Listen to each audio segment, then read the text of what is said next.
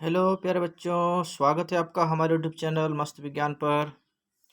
प्यारे बच्चों, आज हम लोग अध्याय 9 क्लास 10th के अध्याय 9 का पार्ट 5 प्रकाश परावर्तन का पार्ट 5 हम लोग आज देखेंगे, जिसमें एक छोटा सा टॉपिक अवतल दर्पण का हम लोगों ने प्रतिबिंब बनाना सीख लिया था। उसमें ये टॉपिक छोटा सा छूट गया था, उसको अभी हम लोग इसको पूरा कर लेते हैं। अवतल दर्पण का उपयोग, अवतल दर्पण का उपयोग कहाँ कहाँ किया जाता है उसके बारे में आज हम लोग एक छोटा सा वीडियो देखेंगे। ये हमारा अवतल दर्पण का फिगर है, आप देख रहे हैं, आपको सभी को पता होगा, जिसका परावर्तक सतह अंदर की ओर जो है वक्रित है। इसी को हम लोग क्या बोलते हैं? अवतल दर्पण। ठीक है प्यारे बच्चों, चलिए आगे बढ़ते हैं और देखेंगे अवतल दर्पण का उपयोग कहाँ कहाँ किया जाता है। आइए देखते हैं अवतल दर्पण का उपयोग कहाँ कहाँ किया जाता है। अवतल दर्पण का उपयोग सामान्यतः टॉर्च में, सर्च लाइट में तथा वाहनों के अग्रदीप, अग्रदीप मीन्स हेडलाइट, यानी वाहन का जो आगे का हेडलाइट होता है ना, उसको हिंदी में क्या बोलते हैं? अग्रदीप बोलते हैं। इसमें जो है प्रकाश की शक्तिशाली समांतर किरण पुंज प्राप्त करने के लिए किया जाता है।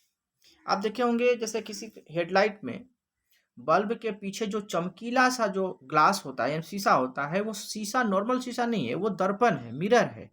वो कौन सा मिरर है? अवतल दर्पण है। ठीक है। उससे होता क्या है, जैसे ही बल्ब का प्रकाश उस पे जाता है, वो एक साथ, जैसे मान लो ये सपोज बल्ब है, इस प्रकार से बल्ब है, यहाँ पर ऐसे बल्ब लगा हुआ है। ठीक है। यहाँ से जो भी प्रकाश की किरण इस प्रकार से टकराती है और ये टकराने के बाद एक साथ जो है सामने की ओर परावर्तित होती है। एक साथ सामने की ओर जो है परावर्तित होती है इस प्रकार से। ठीक है। तो इसको समांतर रूप से जो है प्रकाश की किरण प्राप्त होती है, इसीलिए हम लोग इसमें प्रयोग करते हैं। क्या प्रयोग करते हैं? अवतल दर्पण का हेडलाइट में प्रयोग करते हैं। ठीक है प्यारे बच्चों, सेकंड नंबर है, सेकंड नंबर कह रहा है, सेकंड नंबर बोलता है दंत विशेषज्ञ के द्वारा मरीजों के दांतों का बड़ा प्रतिबिंब देखने के लिए।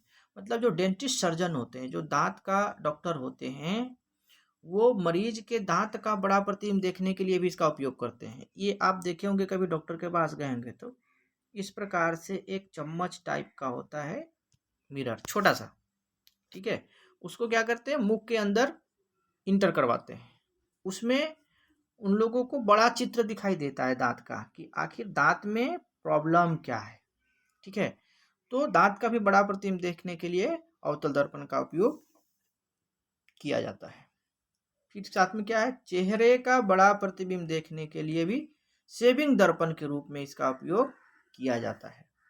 तो क्या हुआ, मरीज के दांत का बड़ा प्रतिबिंब देखने के लिए भी अवतल दर्पण का उपयोग, और शेविंग दर्पण के रूप में भी अवतल दर्पण का उपयोग किया जाता है।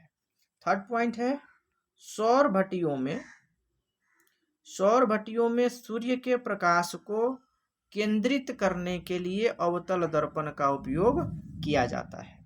इसका मतलब ये समझ लीजिए, जैसे मान लीजिए कि ये कोई बड़ा सा अवतल दर्पण है। ठीक है। अब इसमें क्या हो रहा है, जैसे प्रकाश की किरणें आ रही है और टकराने के बाद वापस एक जगह जमा हो रही है, इस प्रकार से आ रही है और एक ही जगह इस प्रकार से आ रही है, और टकराने के बाद एक ही जगह इस प्रकार से जमा हो रही है, केंद्रित हो रही है। ठीक है। इस प्रकार से आ रही है, इस प्रकार से केंद्रित हो रही है। आप बचपन में एक छोटा सा लेंस रखते होंगे, लेंस का भी कभी प्रैक्टिस किए होंगे, कागज जला करके देखे होंगे। जैसे प्रकाश के किरण को हम लोग एक जगह सेंट्रलाइज कर देते हैं और देखते हैं कि धीरे धीरे कागज में क्या पकड़ लेता है, आग पकड़ लेता है। तो यहाँ जितने भी किरणें आ गई, इससे यहाँ पर इस एरिया में जो है, इस एरिया में आपका ताप अधिक हो जाता है। ताप अधिक हो जाने से इसका उपयोग ताप के रूप में या सौर भट्टी में या फिर गर्म करने के लिए किया जाता है। ठीक है प्यारे बच्चों, तो आज ये छोटा सा टॉपिक था, इसको बिल्कुल से ध्यान रख, तो इसको हम लोग नोट डाउन कर लेंगे, नोट डाउन कर लेंगे इसको ज़रूर से। ये 1 नंबर का क्वेश्चन एग्जाम में एकदम इम्पोर्टेंट है, 1 नंबर का क्वेश्चन पूछता है। क्वेश्चन पूछेगा प्यारे बच्चों कि वाहनों के अग्रदीप में किस दर्पण का उपयोग किया जाता है? वाहनों के अग्रदीप में किस दर्पण का उपयोग किया जाता है? तो 1 नंबर में आपको लिखना होगा अवतल दर्पण। उसी प्रकार से बोल देगा कभी कभी मरीज के दांत का बड़ा प्रतिबिंब देखने के लिए किस दर्पण का प्रयोग होता है? तो अवतल दर्पण।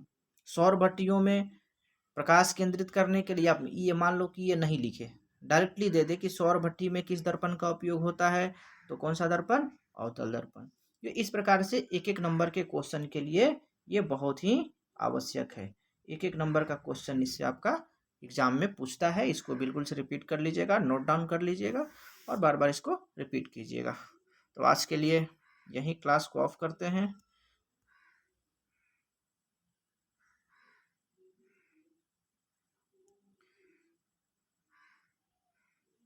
ठीक है प्यारे बच्चों, धन्यवाद। मिलते हैं नेक्स्ट वीडियो में। Thank you.